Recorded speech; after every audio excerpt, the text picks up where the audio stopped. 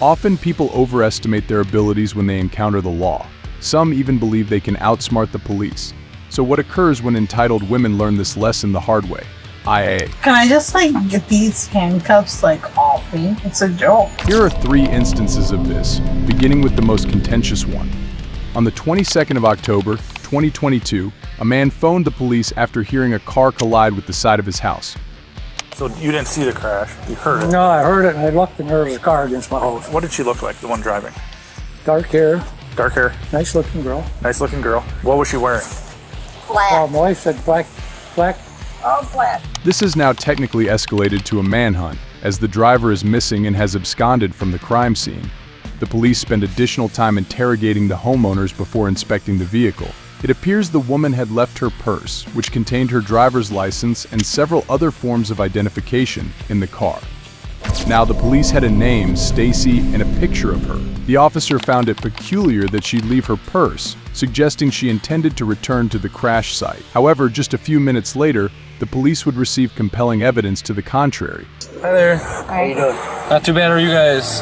The reason I ended up pulling you guys over, you guys were coming from that area over there. Did you end up just getting in a crash? No, we live around there, but yeah. What's your name? My name? Yep. Stacy. 10-4, I've got her over here. It is Stacy. Okay. So, Stacy, can I have you come out of the car so I can talk to you a little bit more? It's clear that she's not entirely sober, but what's startling is her apparent attempt to escape the scene. She left behind her purse, ID, and vehicle, which is actually registered in her name. It wouldn't have taken long for the police to arrive at her doorstep with more than a few questions. Now, the police have her on the side of the road to inquire about the incident, but it seems she has a scheme to outwit the police by withholding the truth. Are you ready to be honest with me now? Yeah. Okay, so what happened? What happened with the crash? What crash? Hit the tree. Do you remember that? No. No? You're not going to be honest with me right now? Well, I mean, I'm A neighbor not... said they saw you get picked up. Huh? A neighbor said they saw you get picked up. Okay, well, I mean, that's fine. So I'm giving you a chance to kind of give me your side of the story of what's going on right now. I mean, there's really no side of the story to give. I don't understand what you want to give.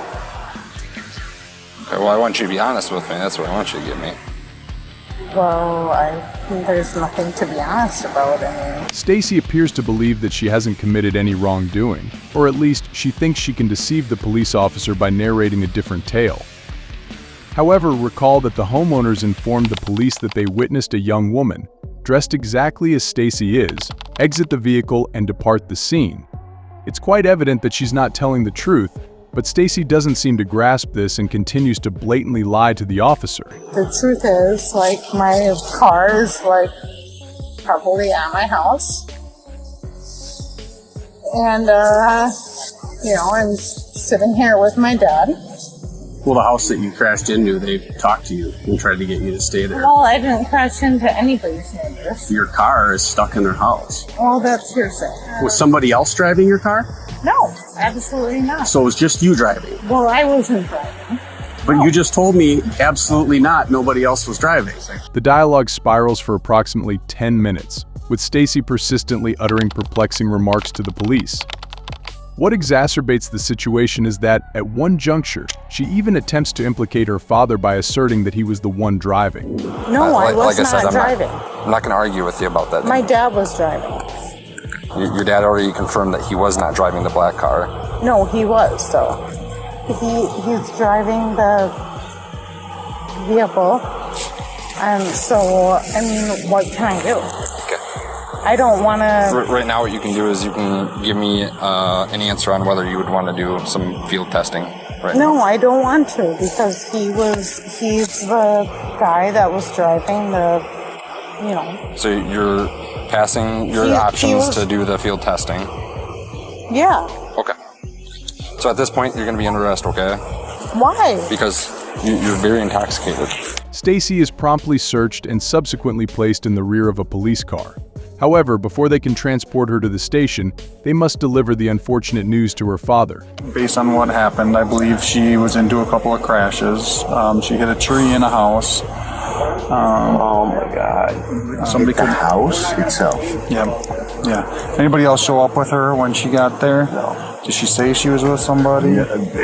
She babbled some lies, words, and then, and I couldn't make sense of anything. Sure. She was probably so worked up. Can you please inform me what I'm being charged with? Yep, I told you it's going to be an OWI. It'll be 4. The fourth WI. But I wasn't driving. And yes, you heard that correctly. This was her 4th charge for drunk driving, which clearly illustrates the kind of person Stacy truly is. Naturally, she also received a hit-and-run charge for leaving the scene after causing property damage. However, Stacy wasn't nearly as presumptuous as the next girl, who had a scheme to evade her reckless driving charge. I'm too cute for prison.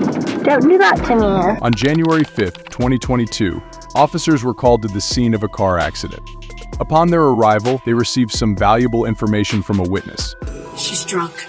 And she already said that I don't want to get a DWI. Okay. In a single car. Okay. Thank you. Was she in the wrong lane? No. She was on that side. See, I was coming this way right before the curve, and she blowed around me. Blowed around another car to make the curve. Nope. See her train spot there, hit the curve, and then slacked this. I don't know what the deal was. It appears that the driver utterly lost control of the vehicle, and it's fortunate that no one else was injured. However, to fully comprehend the circumstances, they'll need to converse with the driver. It doesn't take them long to ascertain the situation. So they said you're not having anything medical. No, sir. Okay.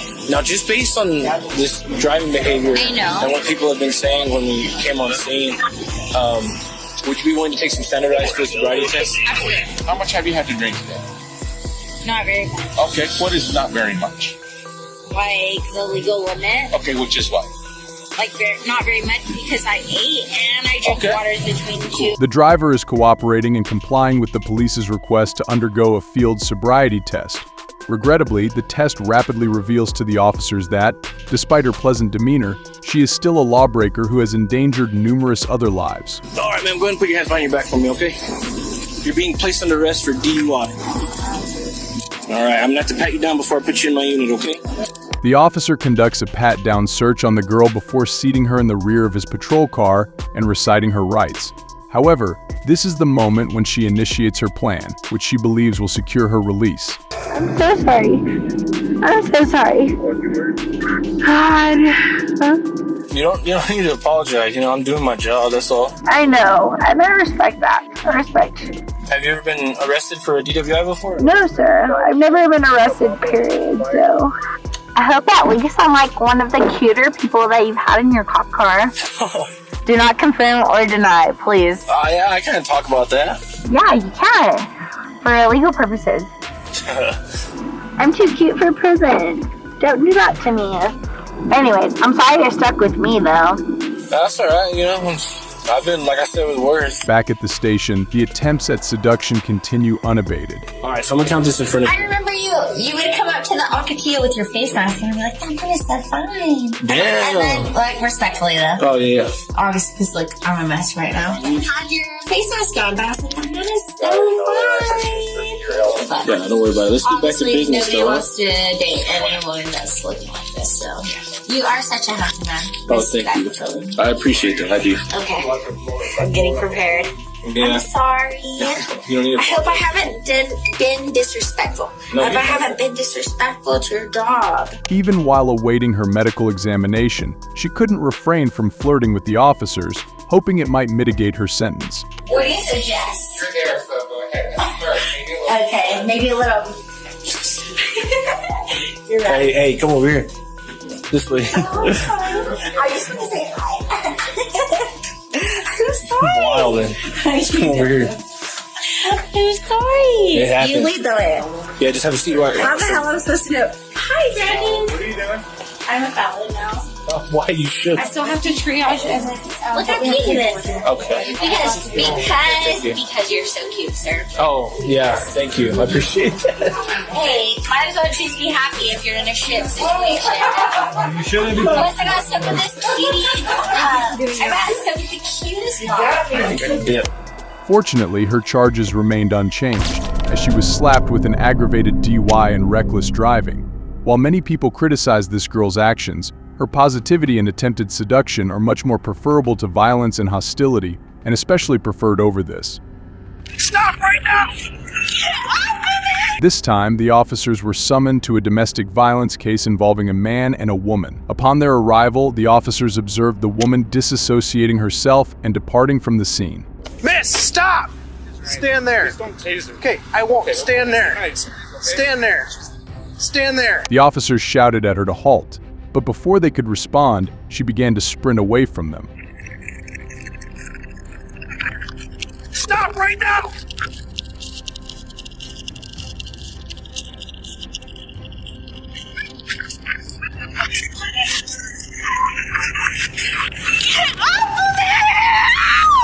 Stop! Roll over on your stomach. Put your hands behind your back. My hair, please stop. Put your hands behind your back. I want to cooperate. Please stop. Do it now. I can't breathe. Put your hands behind your back right now. Please. My hair is in my Okay. Please. Put your other hand behind your back. Hey! Step it! Ben! Ben! Step it!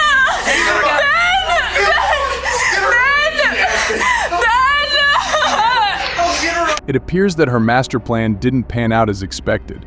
The police, having handled numerous similar cases, understand that they must maintain a firm stance with the woman, or else she'll continue to scream and resist. Do not pull away from me. Do you understand? You are under arrest. You are going to comply. You are not going to pull away from me. If you quit resisting, then yeah, you fucking deal with it. Tell me how you feel on a daily basis, bitch. What is your name, miss? I don't have a fucking name. Okay. Well, you do. No, I don't. Stop trying to pull away from me. My hair's in my goddamn mouth, dude. As usual, before the cop can leave her in the car, he has to search her, something she seems to be heavily against. Hold still, please. No, you're not supposed to be doing that. Then stop fighting me. You're a man. You cannot Tough fucking shit. touch me. Tough shit. Right You now, it's all we cannot got. touch me. That's all no, we got. You need to get her over here. You cannot touch me. Stop it. Stop fucking touching me. Stop it. You cannot touch me. Jenna, don't you kick me or you're going to go to the ground again. Get over here. You fucking dick. I just added another charge by kicking me, by the way. As is standard procedure, the officer must search her before he can place her in the car, a process to which she appears to be strongly opposed. I was sitting in front of my window and they came up with a stop sign. And basically, she was all over him. He didn't really do anything. But she kept grabbing him, ripped his shirt open, kept jumping on top of him, trying to get him to the ground. They finally did get to the ground, but then came back up and wouldn't let him leave or anything else. Well, at first I'm like, are they just screwing around? Yeah. Because she was all over him. And She said she was like jumping on his back or something? And then she kept grabbing at his throat. And like, I'm calling this in. With these developments, the case appeared to be straightforward. Consequently, the police escorted the woman back to the station where she was charged with felony battery of an officer, along with misdemeanor counts of resisting and disorderly conduct. Various items of drug paraphernalia were also discovered on her, leading to additional charges. However, most of the charges were eventually dismissed, with the exceptions being the counts of disorderly conduct and resistance.